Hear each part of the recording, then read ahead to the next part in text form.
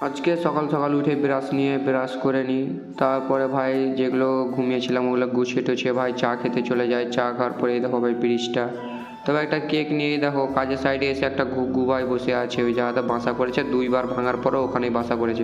তো কাজ করতে হতে মিস্ত্রি বলে কিছুটা বাঁশ ওইদিকে রেখায়, তো ভাই এ কটা বাঁশ করেছি আর এ কটা বাঁশ বেঁচে আছে, তো মিস্ত্রি হাত ধুতে নিয়েছে খেতে যাওয়ার জন্য। তো ভাই খেতে যাব ভাই।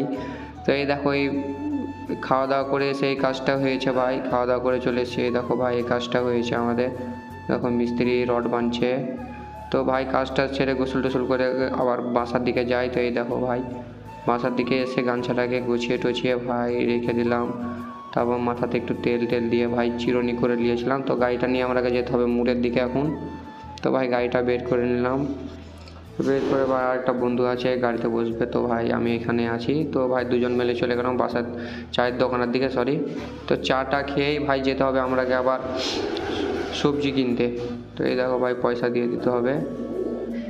তো ভাই চলে গেলাম সবজি কিনতে ভাই। এখন সবজি কিনতে যাওয়ার পর ভাই এই জায়গাটা আমাদের উমরপুর ব্রিজের মতন লাগে সেম।